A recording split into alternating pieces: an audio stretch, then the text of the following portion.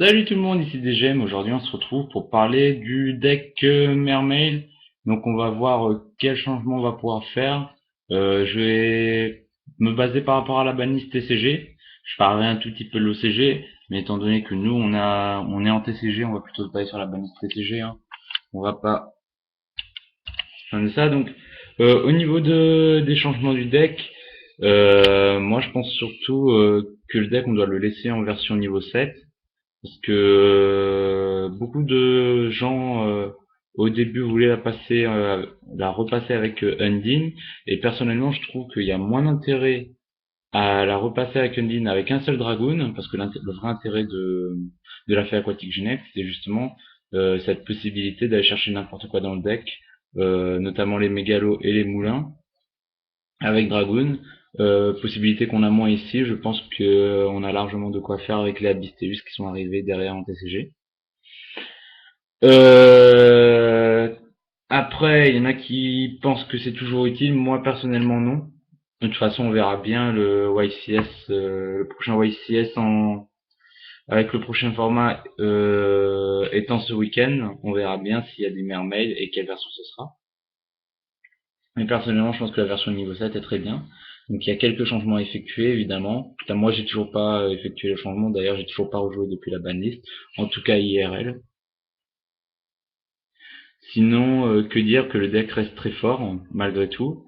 Je pense qu'un Dragoon Indiva, ça laisse beaucoup de possibilités, notamment dans la version niveau 7, où les Exceeds sortent toujours aussi facilement. Donc maintenant qu'on a parlé des changements, on va parler du deck en lui-même. Donc évidemment, la version niveau 7, on joue avec 3 mégalos, toujours, la base du deck,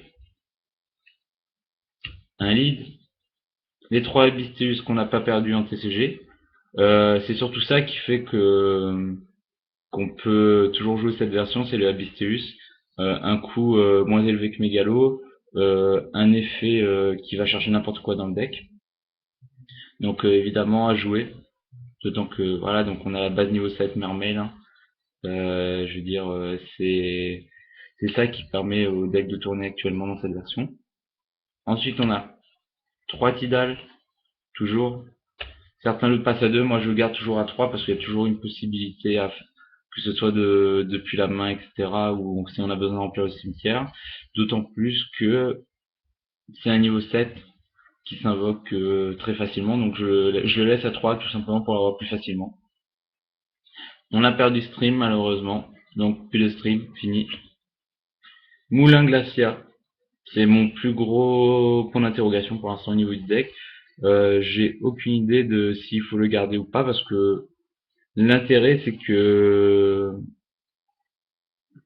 il peut toujours défausser deux cartes dans la main de l'adversaire, mais étant donné qu'on a qu'un dragoon, c'est pas forcément ce qu'on va aller chercher. Et avec un seul dragoon, je sais pas quoi faire, donc pour l'instant je teste. Donc lui, je sais pas. Pour Moulin, j'en ai aucune idée. Donc ensuite 3 Lind. Alors pourquoi 3? Parce qu'on n'a pas perdu de sphères de notre côté, et qu'on a toujours les 3 Abystéus. Donc forcément, je la joue à 3. Serenimur Abyspike, toujours à 3. Tout simplement pour l'effet. Et je rajouterai un Abysturge, étant donné qu'il nous permet d'aller chercher la seule diva qu'on aura si elle est dans le cimetière. Donc plus un Abysturge à mon avis. Abyssgund, Abyssgund que je passerai à 3. Justement, si on doit passer quelque chose à 3, c'est Abyssgund, parce qu'elle permet de ressusciter du cimetière n'importe quelle mermaid. Donc si on veut de ressusciter les spikes pour faire des rangs 4, ou si on veut ressusciter n'importe quel niveau 7 pour faire les rangs 7. Ensuite Dragoon, ben on n'en garde plus qu'un malheureusement. Donc voilà, un seul Dragoon. Les deux autres, fini. On les oublie. Donc au passage, je cherche un Dragoon en ulti, vu qu'il m'en faut qu'un seul. Infanterie lourde de l'Atlantide, alors je sais pas si je dois la passer à 3, ça dépendra du format, pour l'instant je la laisse à 2. Je trouve que ça reste très bien à 2. Ensuite évidemment 3, Marksman, ça change pas. Diva, ben une seule malheureusement. D'où l'intérêt d'Abysturge à être joué dans le deck maintenant, étant donné qu'on en perd 2. Artilleur Poissonborg. parce que l'effet est toujours très bon, et surtout c'est un synthoniseur, étant donné qu'on a perdu une diva en cours de route, ça permet de garder un deuxième synthoniseur qui s'invoque P. Et d'autant qu'avec ton niveau 3, ça te permet d'accéder à pas mal de possibilités comparé à la diva qui est niveau 2.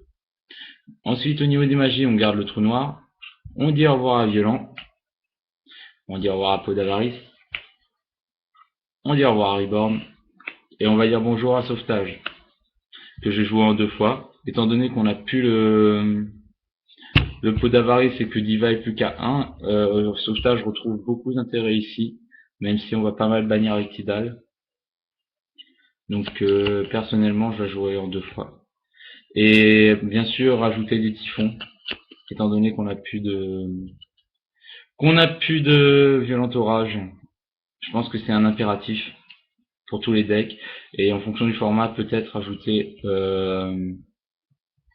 Livre de la Lune, je pense, notamment. Ou encore un contrôle mental. Ça dépendra du format vraiment. Ensuite, on a Bourrasque Abyss. Donc certains ne la jouent plus, mais je pense que dans la version niveau 7, elle est obligatoire.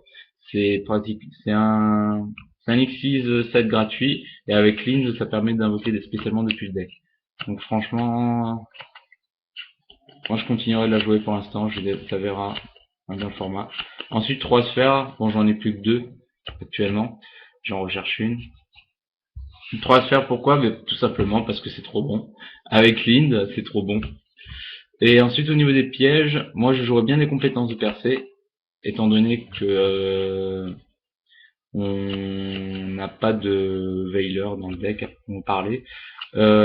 Sinon, qu'est-ce qu'on pourrait jouer à la place de ça? Je sais pas. Et avoir hommage torrentiel et avertissement divin, vu qu'ils sont à 1 de toute façon tous les deux. Je pense que c'est toujours bon, surtout dans un format ralenti. Donc voilà au niveau du deck, comment je jouerai personnellement. Comme je vous ai dit, je l'ai pas mis à jour encore, donc j'ai toujours pas joué IRL. Donc je verrai bien. Mais dans un format comme ça, je pense que la version niveau 7, elle peut faire du résultat. Surtout que c'est pas compliqué de sortir un Dracosac ou un Bigide dans cette version. Je veux dire, c'est toujours extrêmement facile.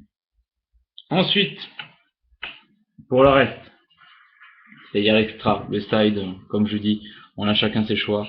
Ça, je laisse. Au niveau de l'extra, on garde un extra assez classique quand même, parce que ça change pas beaucoup. J'ai d'Arsenal, Kalidor, Diloren, Black Rose, Gugnir. Alors, Crimson Blader, que je jouais avant par rapport à Dragon, je le vire, parce que même si Roller Plant c'est fort, je trouve que ça a moins d'intérêt. Je sais pas encore si je le garde ou pas. Pour l'instant, je le vire. Pour mettre à la place une larve de brume, que j'ai pas, et surtout un mangeur d'étoiles qu'on sort très facilement, je veux dire, Diva, ça donne accès à pas mal de possibilités, et il sort très facilement, donc pour l'instant, plus d'épée cramoisie. Ensuite, au niveau des Xyz, toujours Gachi Gachi. Léviathan, je sais pas, mais à mon avis, je vais rentrer. Abyss Trick, toujours. Abyss Dweller, Requiem Balamut, même s'il sera plus difficile à sortir. Un Dracosac, un Gaios et un Bigay que j'ai pas actuellement, que je dois récupérer avec Kalu Yu-Gi-Oh. J'en jouerai un quatrième à mon avis, parce que je trouve que 3 ça m'est déjà arrivé de faire pas mal de duels où j'aurais la possibilité d'en faire un quatrième largement. Et si je vais en jouer un quatrième, j'hésiterai entre un deuxième Gaios ou un Dracosac, ça dépendra du format. Vraiment. Donc voilà. Sur ce, on se retrouvera pour une autre vidéo. Et salut tout le monde!